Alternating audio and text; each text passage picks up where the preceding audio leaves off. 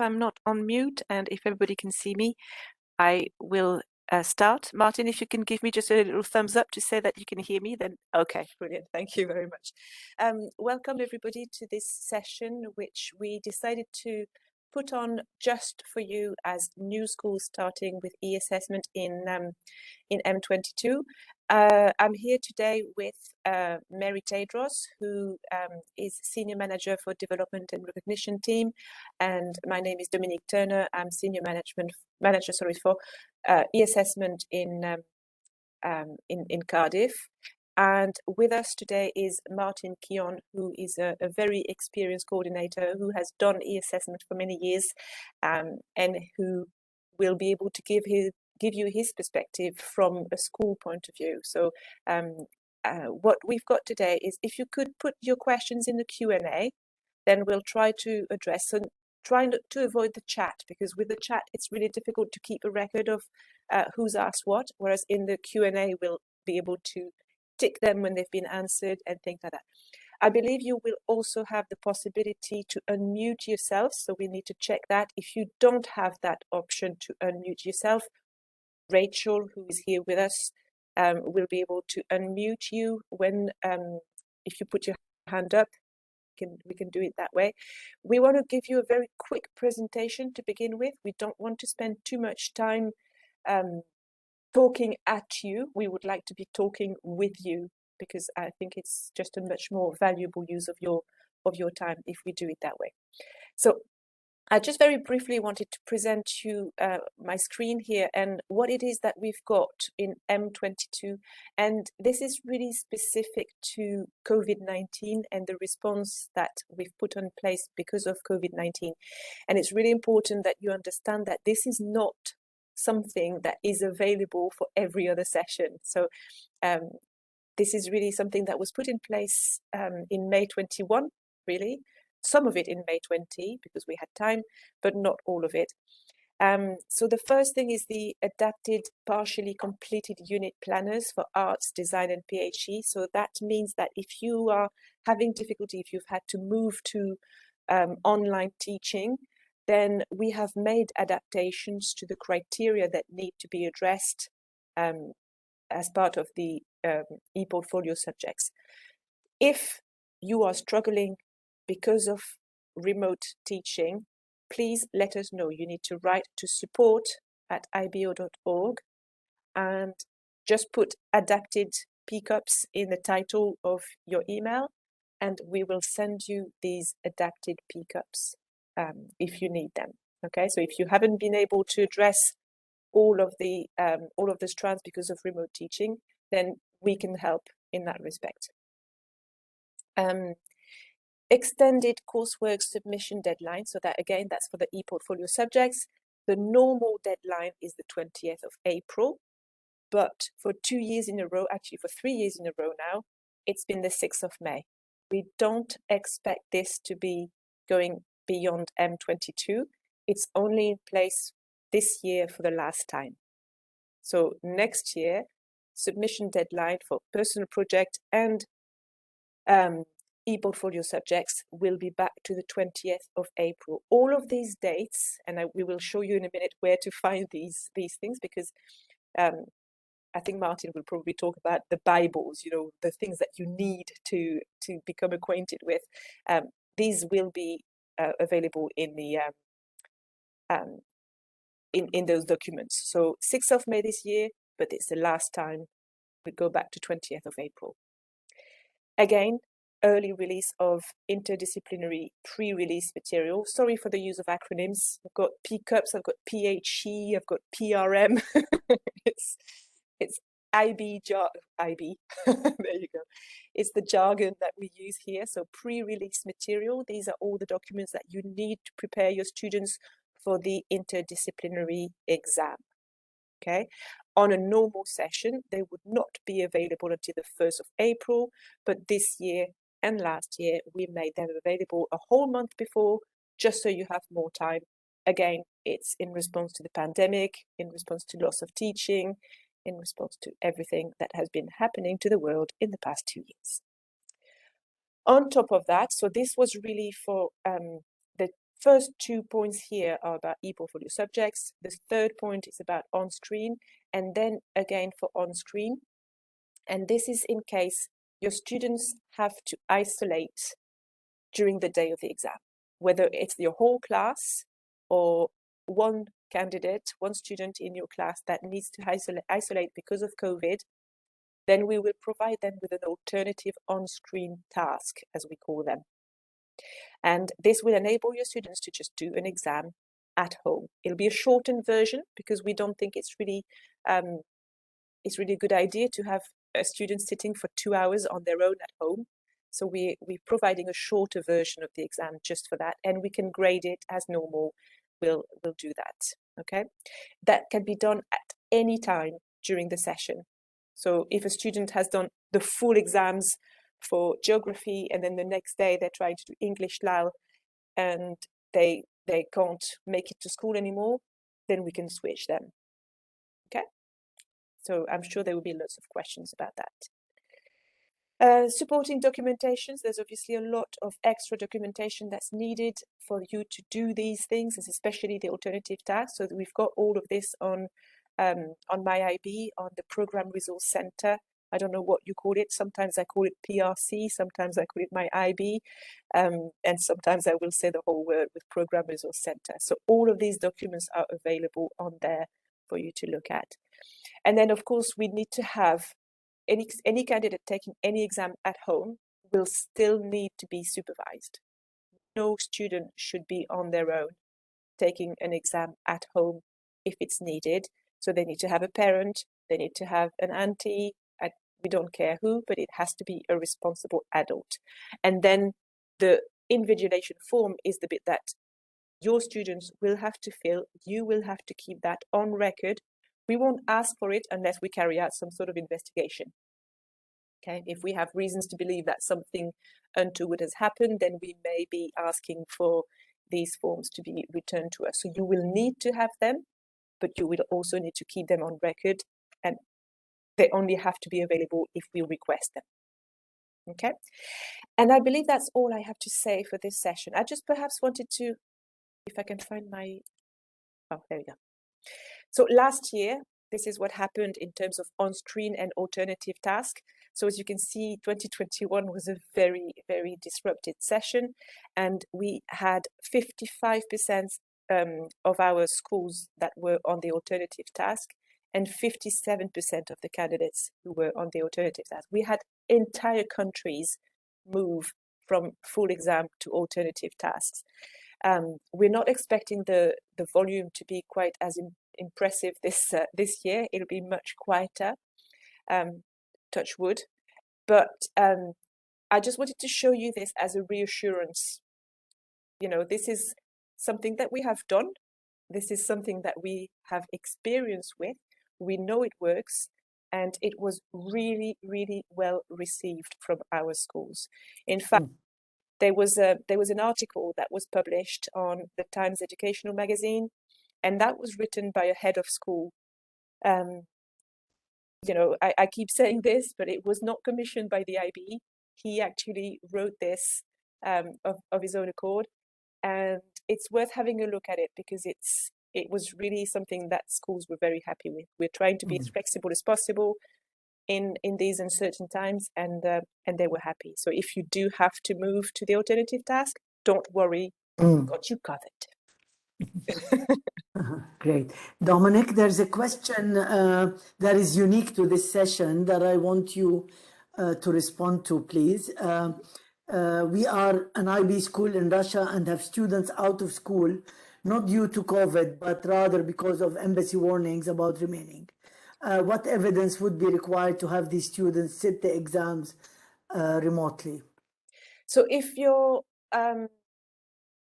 students are out of school because of the political problems, it's not quite the same. So you would really need to go back to the adverse circumstance policy that we have in place.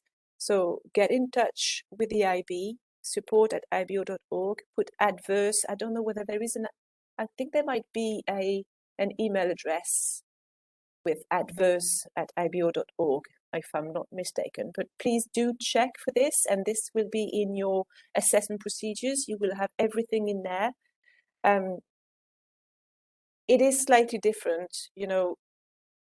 Things happen around the world at all times. There's catastrophes going on, there's floods going on, and people are not able to take their exams. So we do have measures in place for this. The measures that I have highlighted in this presentation are really COVID related, because the sheer volume really necessitated something completely different, a totally different approach. And this is what we have put in place. But I don't want people starting to believe that we will be offering the alternative task every time something comes up. That's not possible. Mm-hmm.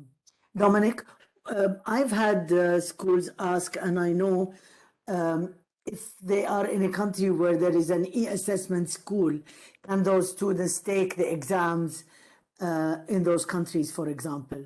Yes, that is entirely possible. So you would have to have an agreement with the school. Again, please write to the adverse team and they will advise you on this. That is absolutely possible, and it is something that can be done. But of course, you need to be having a partnership, if you like, with the school, because they need to host you. Yeah. Okay. Good. And I know for a fact that the IB World School managers are also supporting schools in Russia and in Ukraine. And it's also very wise to get in touch with your IB World School managers, because they already met with all the schools in Russia, as far as I know, and they also met with schools in Ukraine. But I don't think we have e-assessment schools in Ukraine. I think we have. They do. Sorry, I might be mistaken. Or maybe, I can't remember. I think we have 2. Okay. I might be mistaken. Sorry about that. So I think the IB World School managers are also very supportive. Martin, there's a question I hope you will be able to answer when you speak a bit now. Did you see it? If you didn't see it, it says, how do the codes work we get for the students and the invigilators? So if you can include the answer when you speak. Okay? Thank you. I'll manage the questions for you and make sure to ask them. So I'm going to hand over to Martin now, who's going to give you some pointers, you know, what you should do at this time, what will you do when you get closer to the submission deadlines and everything. But I'll just hand over to him now. Okay, thank you, Dominique. So just to say, yeah, I've been in your situation in several different environments. With 2015, with the pilots, with the regular exams, and then through COVID as well. So I know how you're feeling. I know a number of things can crop up, last minute things. I was joking with Dominic and Mary about a couple of things that happened just the day before certain exams in a normal session. But the guidance is quite extensive. Everything's well thought out. The PRC, it may seem that there's a lot of documents in there, but it covers such a range of circumstances that I know Ian, who wrote that article, and it just shows you that the MYP is far more flexible in adverse circumstances than many other exams that may be out there.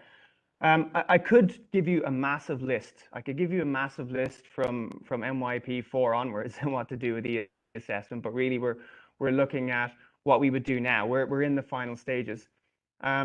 And just in terms of this context, for those who are doing the full MYP certificate and not just some courses, you're going to have those e-portfolios.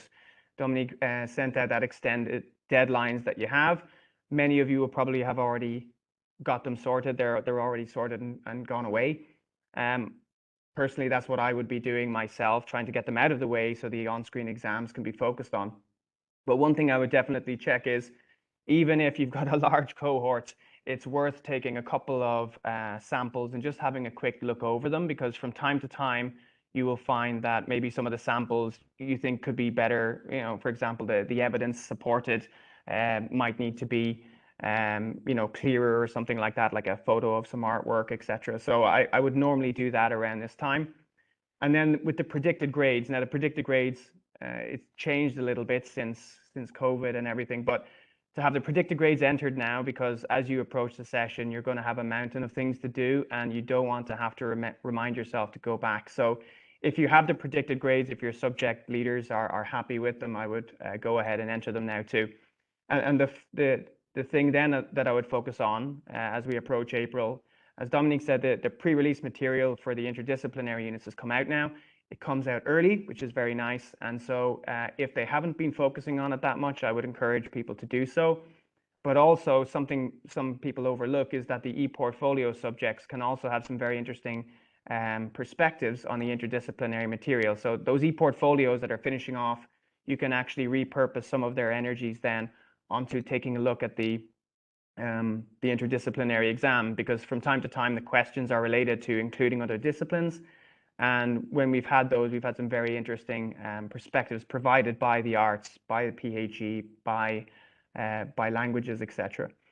And then the other key thing is, as Dominique laid out, there's a lot of documents. The two key ones, I would say, are the MYP assessment procedures and the conduct of MYP exams. Now, there's a lot of information in there, and sometimes you can forget some of that information just because of the volume that you've absorbed. So I would encourage you to highlight certain sections, bookmark certain sections. With the conduct of MYP exams, potentially print off some key sections with the invigilator instructions, etc., and hand them out and have them ready in the exam hall too. Now is the time to make sure that the math students have been practicing, and the science students too, sorry, with the on-screen calculator. That is a requirement to use in the package, so everyone's on the same level. So make sure that they're using that and not their own calculators, because they're only disadvantaging themselves if they do so. And then also the mark schemes that are available with the on-screen packages, you can go through several of those with the students to show them what they're missing in order to reach those top mark bands, because oftentimes it's not a case of them not answering the question to get the highest marks. They're just not answering to that level. And so it's very useful to go through those and through the key highlights of the subject reports. There's a lot of excellent guidance in there. And, you know, it varies from year to year, some of the patterns they notice. So just don't do the last one. I would do the last 2 or 3 sessions to make sure that you're covering all bases, because sometimes if it's not mentioned in, for example, the May 2021 subject report, it's because people listened and fixed it from 2020 or 2019, but you wouldn't have been in that band. So do look back a couple of sessions ago in the subject reports. If you are lucky enough to have IT support, train them like your invigilators, train them to use the codes, have somebody else even go by in a couple of cases and you know, Control Alt Delete on a package to make sure that they can come in and they can enter the codes correctly, deal with any hardware problems. I'm sure we'll talk about it later, but there's things like keyboards and things like that. I've had a number of language and literature courses running at the same time, so you've got the different keyboards to swap, make sure they work, etc. And it's better to, I would say, and this is just me, this is no one else, but I would say stockpile your keyboards, mouse, and charger cables. Okay, there's some people out there, you know, in the shops here nicking all the sugar off the shelves. I would take all of those bits for the MYP. You know, it's better to ask forgiveness from your colleagues in June than potentially have an issue going on during your exam session. So I had quite a stack of keyboards at the side. Potentially I never used. Luckily I didn't have to. So if you can have some of those things in place, people are going to feel a lot more calm about it. The students will feel calmer about it. The teachers as well will feel that they've double checked and treble checked that they've, and then any invigilators or IT staff that you're using will feel comfortable that they're understanding what their role is going to be and what to do in the case of this or that. So you can practice a few of those things with them. That would be my key advice in April. In May, one thing that's not often focused on, but if you're using student devices especially, is to make sure you have the IT guys cancel their automatic updates, cancel the background apps, because those things can interfere on the day. Now, there are other things that can happen with the packages, but as I've seen over the last couple of years, every year that these e-assessments are being done, you know, those little glitches here and there have long gone. But yeah, if they're using their own personal devices, the IT needs to have a look and check that there's not some silly little thing going on in the background that's going to slow down the package. And then as Dominic said, there's adverse circumstances. There's all sorts of things that can cover, and they are extremely quick. I had a candidate foolishly cycling without hands, as he used to do. We warned him, but he ended up breaking his arms just before one of the on-screen exams, and we were very quickly, within hours, able to address his needs. So make sure you have that email address nearby. Make sure you have the phone number too. You know, you might notice it, but there's a lot of people in the background working 24/7 for these weeks up to it and after. So the support's there. Just have those numbers handy, and don't panic. It'll be sorted very quickly. Yeah, and then when it comes to downloading, one of the questions is about the code. So in May, and I believe it's the day before, the packages become available a week before. Download them, put them on the USBs, and have them stored securely. Do that now, because you never know, a day or two before the exam, internet is out or something like that. These exams are not online exams, they're on screen. So download the packages, have them ready, have them available on a couple of USBs in your safe or whatever, so that you don't have to worry about that. And then as soon as it's possible to access the access codes, print a couple of copies, put them in the safe as well. Now, what the codes look like, because there's a question there. Normally with the packages, you have ABC 123, ABC 123, 9999, and you have the invigilator code. And students sometimes get used to that, and teachers too. What you're going to get is you're going to get a printed sheet where it has the access code for that particular exam. They're different, so if you're doing humanities and French and English at the same time, they're different access codes, so be aware of that. You do need to print that file again. And it has the invigilator code. It's normally 4 characters with capitals. They also have a number of codes down the page, so if those for some reason don't work, you've got what's called the pirate codes, and the assessment procedures will explain this to you. But those pirate codes, I think I've had on one occasion to use one of the pirate codes, never gone down the list. So they got a number of pirate codes available in case some of them wouldn't work for whatever reason. That's for the student or even for the invigilator. So again, as I said, I've never had an issue beyond one code, and even then I think it's only been once over a number of sessions that I've had to use that. The scrap paper, you can find that file in the Program Resource Center as well.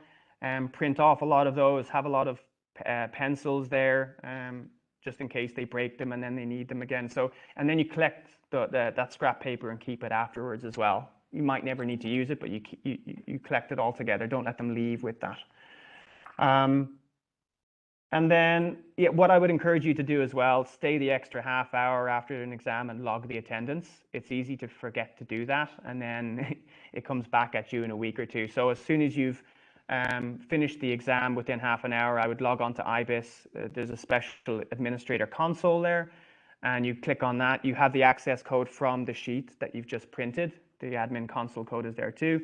You would check the attendance of everyone who's there. And in most cases, unless the internet's been disrupted, the exam package will already be sent to the IB. On a couple of occasions, they may not have gone up there, and that's why your IT staff or yourself and invigilators need to go around all the computers and remove those response files, and then you just basically upload it. So it'll say candidate 14 or something doesn't have a response file, and then, okay, my USB is here, you plug it in, and you can upload it straight away. And I believe there's a timestamp on that. I just can't remember from last year. But I think it's within a day or so. Again, look at the documents, and that'll state it.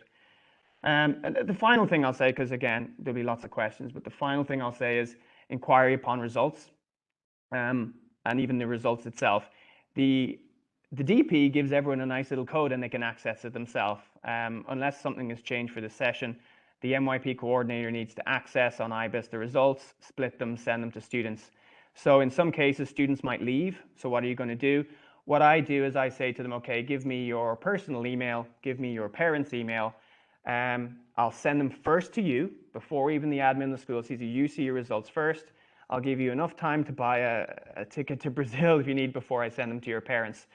And then what I would do for your own holidays and stuff like that is that, okay, give them about 2 weeks to reflect upon it. And then when you come back for your induction, that's the time when they can actually do EURs. It's not the same as DP. You don't need to rush the inquiry upon results so much, at least for individual candidates, that quickly.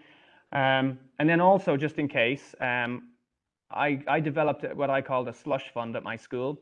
So I would always overestimate a little bit on exams and have some money in case we wanted to send back one of the e-portfolios to be reviewed.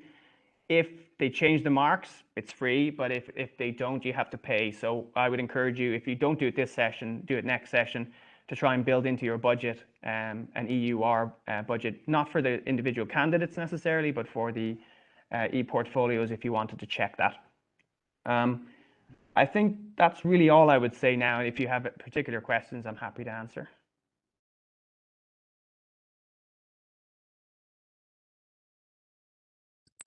Can we check perhaps that people are able to put their hand up if Agathe, I don't know, so I'm saying Agathe because I'm French and that's the way you pronounce Agathe. Are you able to put your hand up just so we can check that you can put your hand up? And are we able to unmute? I can't unmute anybody. Rachel? Yes, I can raise up hand. Oh, we can hear you. Yes. Brilliant. And as you there, do you have a question? Right now, no. Okay, brilliant. Thank you very much. Okay, is there anybody else who has a question?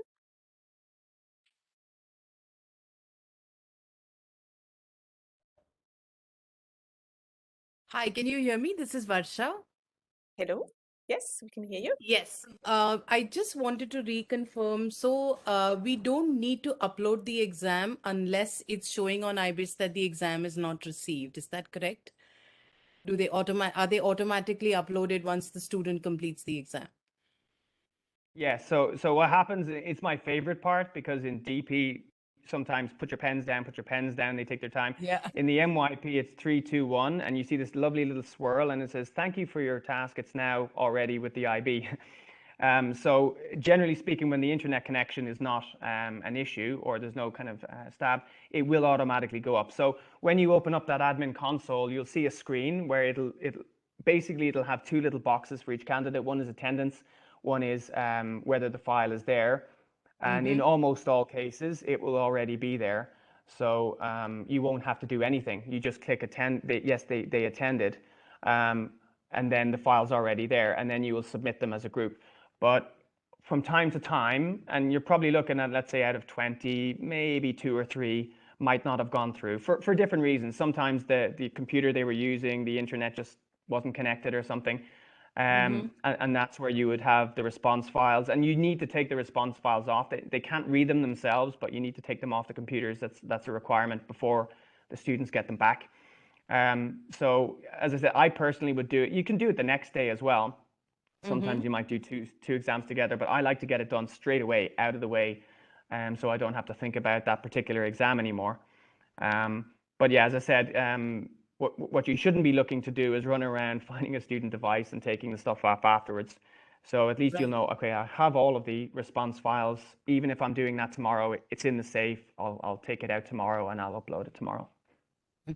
And Martin, just one more question. Are these just simple to download from the student laptop or whichever device we are using, these response files? Okay, good question. So, all right, what you would do is the exam closes down, and then there's a pop-up window of a folder, and it automatically creates a folder on the student's device called MYP Runtime. And so you would have this with the practice exams as well. So if they close the window, then you need to find it. So you would go into the search function and just type in MYP runtime or any response, and it'll show them then. And then you just open that folder, cut, paste into your USB. Okay. So it's a little kind of gray looking file. You can't read it. Only the IB systems can read it. So you just cut it. I don't even copy, cut, paste, or have the IT crew do that. That's what I had them do. They go around, cut, paste, they have it, they're sure, yes, excellent, delete the exam off the computer, because the student shouldn't go home with that, even though they can't open it anymore. They shouldn't go home package on the computer anymore. And it's fairly Right. simple. And once you've done it for a session or two, it's automatic. And people don't realize how quickly you can do it once you've done it once or twice. I'm sure we'll get enough practice with this one. And just one last question. So when it's an on-screen exam and not an online exam, but do you recommend that the students still have Wi-Fi access on their laptops, or does one have to deactivate that? Oh, Martin's gone. Dominic, were you able to hear my question? I don't think there's a particular preference. I think, yeah, can you hear me okay? Yes, Yeah, now I can hear you. you broke up for a second, Martin. Okay, so I wouldn't have a particular preference. The thing I would highlight is that they don't have those background apps running, or those updates, right? That could slow down their package. But it's handier for you, especially if they have the if they're able to access online, because it'll automatically send the packages for you. It would be quite a trek if you've got 200 candidates and have to upload all the response files each time. So Right. yeah, I don't think it's the interference with the package while it's going on. Okay, thank you so much. Thank you. Okay. Do we have anyone else who would like to jump in? How do you see the hands? Do you actually see the hands, Rachel? Yes, I can see there's quite a few hands now. Okay. Are you able to? Yeah, I'll just unmute Juliet. Okay. Thank you so much. Can you hear me? Yes. Okay. This question goes to Martin. Maybe from Martin, I don't know what you'd advise us in terms of, you said we download the exam and put it in the USB. Would you advise that every student should have an USB assigned to them, or should we just have a couple of them? From your experience, what would you advise us? How many students do you have? 95. No. I would say if you have, let's say you have 5 IT guys to help, or invigilators, 5 USBs would be enough. They have the package on the USB each. One little trick though is if you have some students with PCs and some with MacBooks, then you probably need to have separate ones. But what you do is you have them all put their computers lined out, ready to go, and the IT guys go around each one, enter it in. It takes about a minute and a half. So get them to practice it with the packages, but it takes about a minute and a half. They pop it in, they push it, they copy it onto the desktop, they pull out the USB, and then they open it up and set up the screen. So once they get used to doing that, they do it very fast. But with 95, I would say maybe if you want to get the setup quite quick, 6 or 7, maybe a few more if you have available, to just get that done quite quickly. Then for me again, Martin, the invigilators, do they need to be the teachers in school, or we can get, what would you advise us? To have our teachers doing the invigilation, or what would you advise?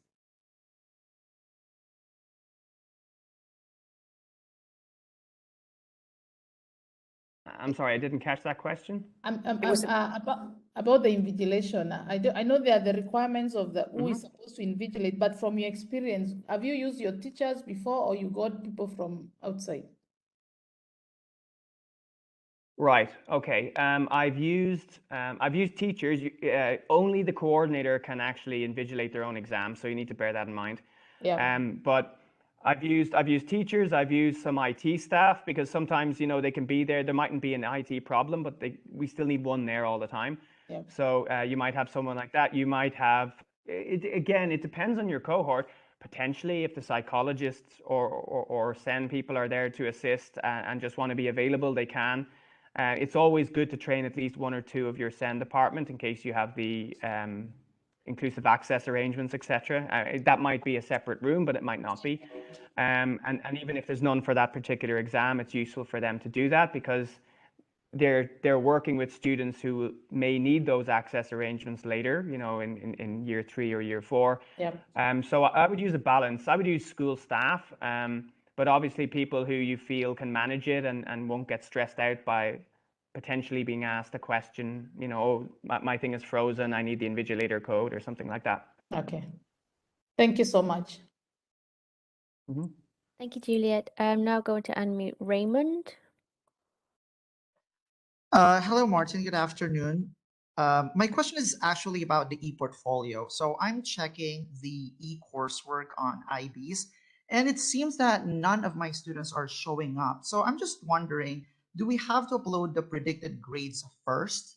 I mean, the predicted something like that. Yes. I know in the DP it was like before, but this year it's not the case. So I'm Mm-hmm. just wondering, we have to upload first the predicted grade and the component scores before the names of the students could be seen in there. Yeah, it's a bit scary, isn't it? So the first 1 or 2 times you look at it, you go, where is this? And you're kind of going crazy. So you need to enter all, well, okay. You need to enter all the students' marks in there. And from that, then once you have that in place and submit it, then you get your sample, okay? And it will ask you for your sample of 4 or 5 students or potentially 8. It depends on the number you have. And so when you get the sample, you need to enter in the A, B, C, and D separately, which will add up to the total, and also your comments. And there is a word limit on the comments. So the first time I learned that was last year. If your total criteria A, B, C, D do not match the previous step, you have to go back and check it. But once you have the class totals in there, once you have the samples A, B, C, D, and comments in, as you do each one, each student will then appear for you to upload the sample. Okay, so it's the third step rather than the first. All right. So just, can I just be very clear, very quickly, because you used the word predicted grade. So you need to be very clear, if I may, of the difference between the teacher assessed totals, which are your marks, and that's out of 32, and not 32, 24 for the person project. So, but the rest is 32. So that's different to your grade. The grade is what you will get at the end of the session. And for on-screen exams, you enter a predicted grade. But for e-portfolio subjects, you enter teacher-assessed totals, which are marks. Okay? All Just right. wanted Thank to you very clarify that. Right. Okay. Thank you very much for that clarification. I actually have one more question, and this is more about the conduct of the examinations. Our school is also running VP exams, and this is the first time we will be having our MYP exams. My DP coordinator is suggesting if we can have both the DP students and MYP students be together in the same examination room. So I want to get your advice on this.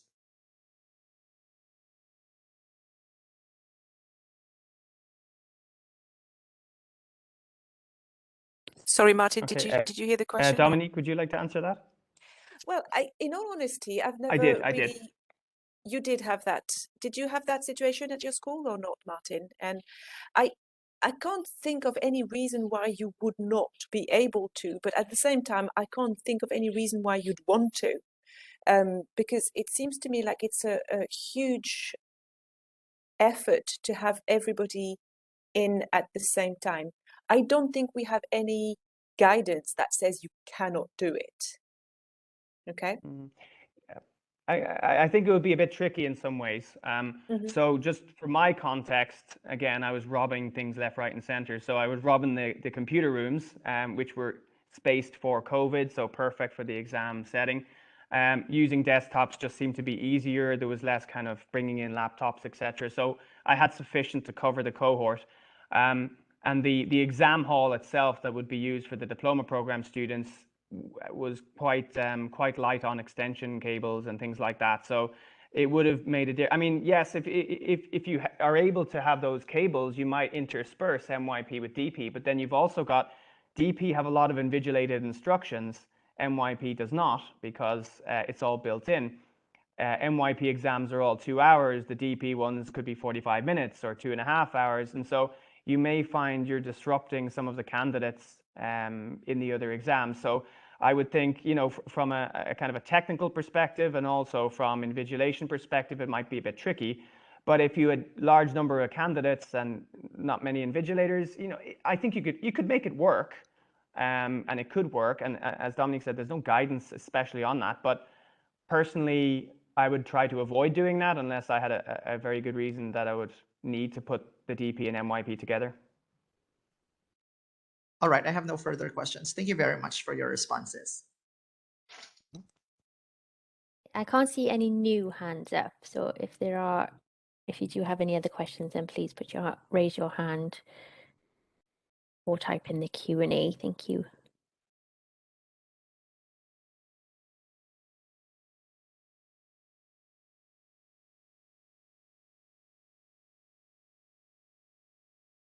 All good?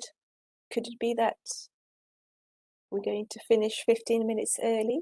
We have another 15 minutes available for you. If you have any more questions, we'll be more than happy to answer. Okay. I'm sure Irene has just raised her hand. So brilliant. Irene, feel free to ask your Hello. question. Hello, yes, thank you. This is our first year, obviously, as eAssessment on screens. I just wanted any advice that you could give on the recording for the language acquisition. Okay, so I think Martin and I we discussed this, and I would take these ones. So we have actually done a webinar about language acquisition, and we did this in November. I don't know whether you attended that one, but as there were so many questions, I cannot tell you how many questions we received, and then we put them all together and we created a Q&A for language acquisition. Now I'm going to go back to that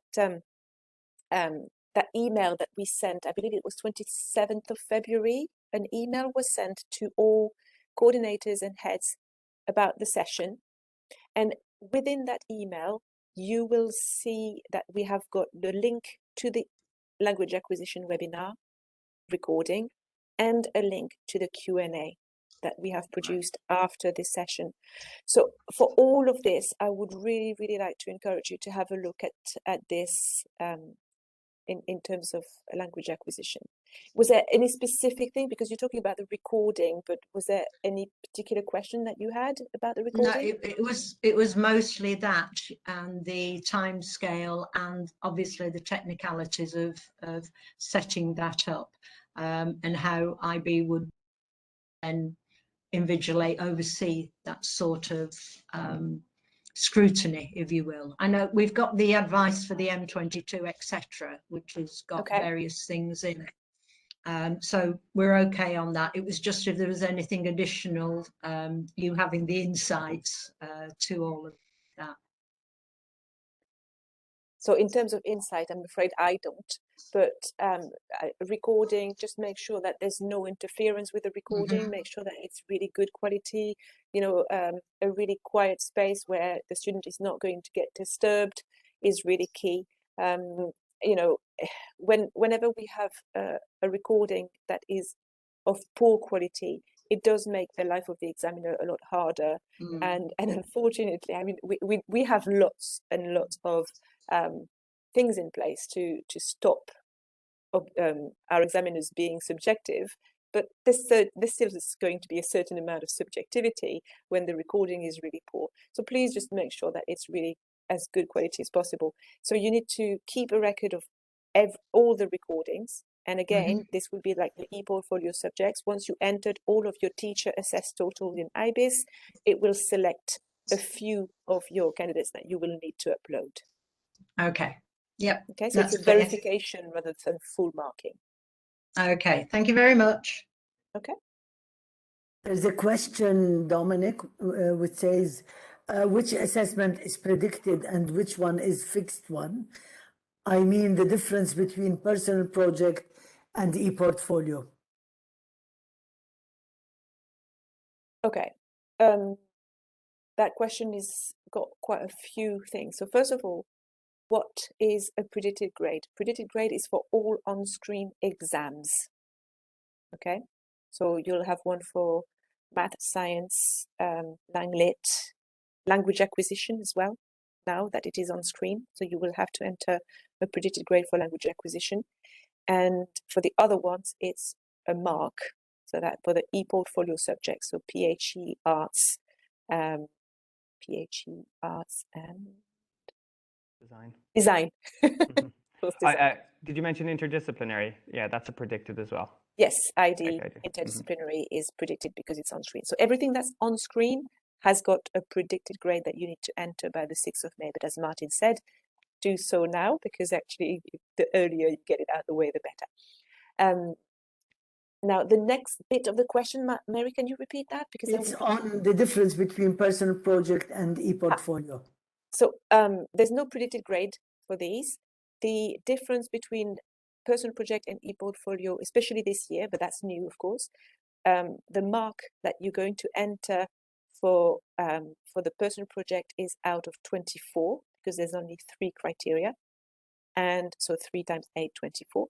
And for the other e-portfolio subjects, the mark that you enter will be out of 32, 8 times 4.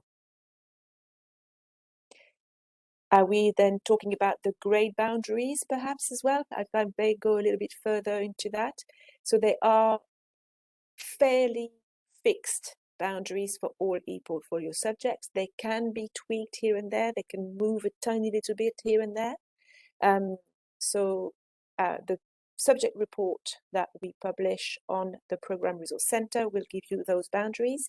For the personal project, we don't have those boundaries yet, because we need to have the session out of the way. We need to review the samples and we need to review the work of the candidates in order to decide what the boundaries are going to be.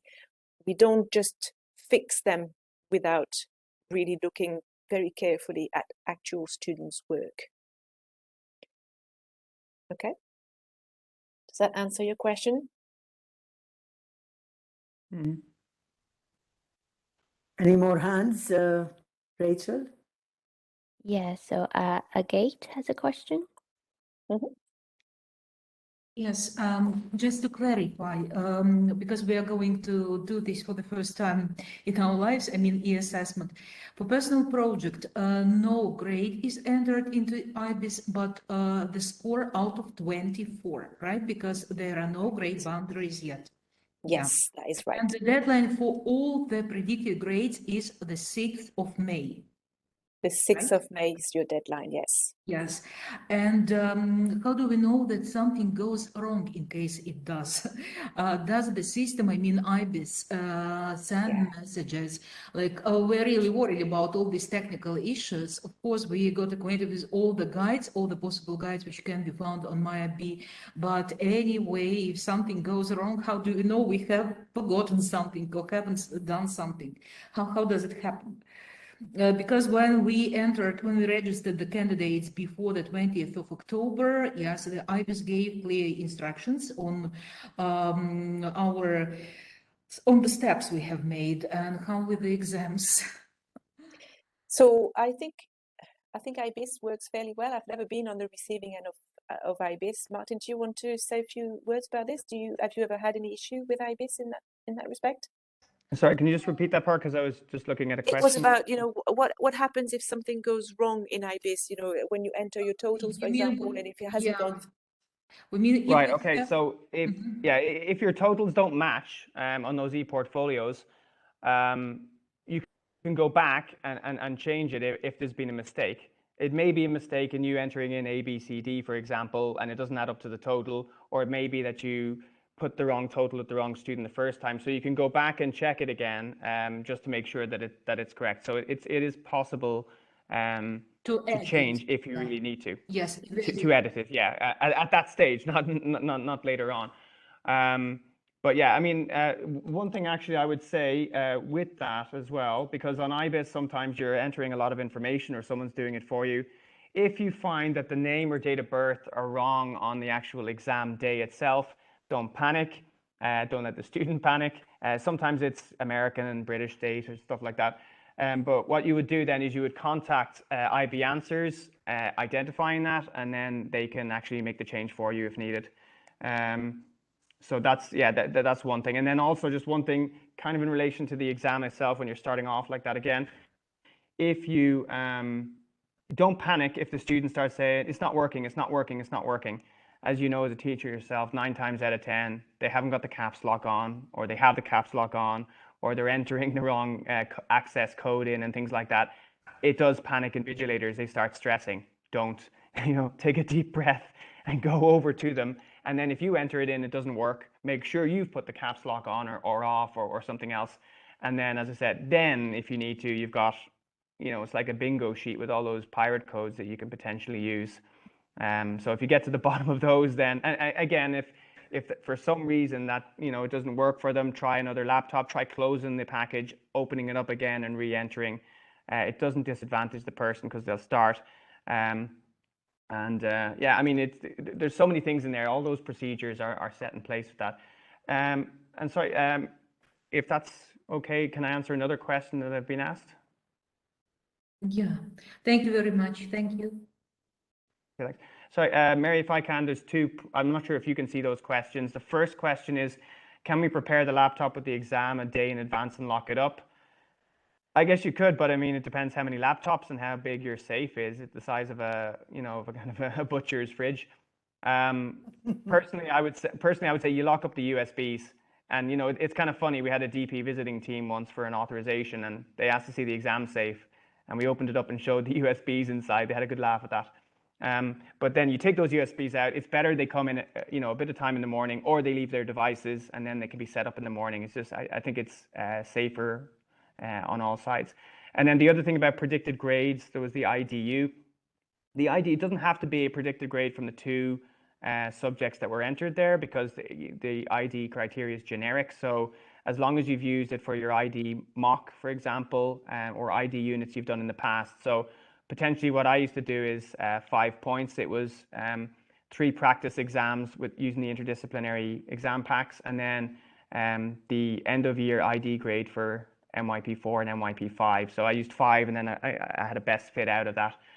It's more important, not the subjects themselves, but actually the using 2 different subjects together. So as long as it's the ABCD, just this year, next year changes, but ABCD of the interdisciplinary criteria that's used for that predicted grade.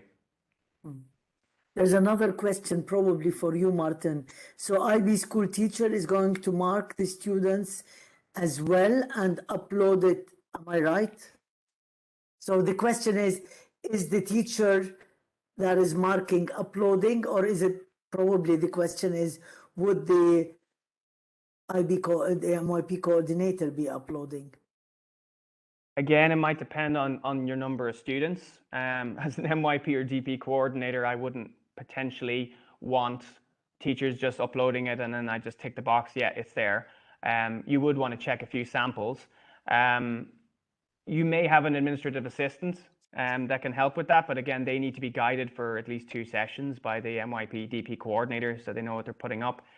As I said, sometimes, maybe one of the photos, ever since the arts has gone more, like the visual arts examiners used to be lucky enough to fly around the world and see the stuff up close, but now it's all electronic portfolios, or potentially a video doesn't work or something. So you may want to do it yourself to a large degree to make sure that it's covered, but how much release time do you have?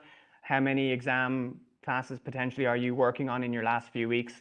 Those kind of questions, I think, will determine that. But you definitely want somebody who is knowing what they're looking for and double checking a few things. I wouldn't want to, you're going to have to confirm it anyway, but I personally do that part quite fast because I do a lot of it myself. So if you've got a large number, you may want to do it with the subject leader or subject group leader for that subject potentially. That's what you could delegate to, but I wouldn't delegate it to a teacher level necessarily myself.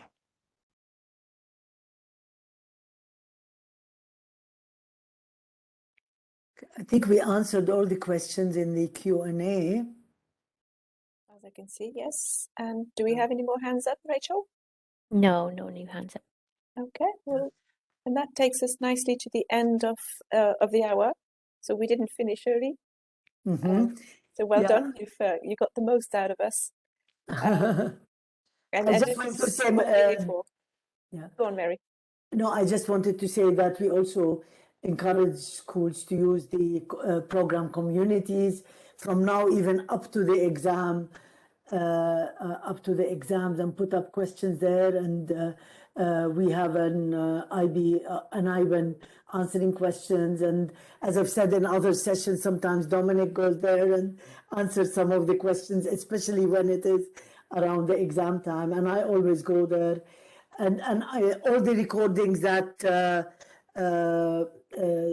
Dominic talked about for the language acquisition, there are links that we put over there as well.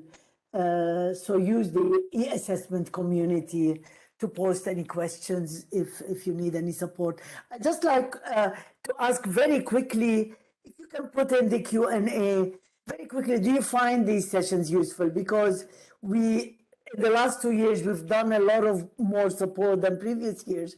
Do you find these sessions useful because your answers will encourage us, or not discourage us, will make us really think about how we can help you? Anything else you feel would be helpful to you, please put in the chat, because we're always here. Our role is to support you.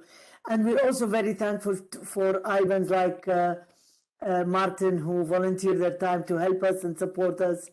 Thank you very much, Martin, for all your support. You're so experienced. I think the teachers really, the coordinators really appreciate what you've done for them. And Dominic, you're amazing with all the support you've been doing to schools, different countries as well. And it's fantastic that we're able to support schools. And of course, Rachel, you've been great as always in helping us with running these sessions. Thank you very much. Thank you for all of you for attending. Thank you. Have a nice day, everybody. Thank you.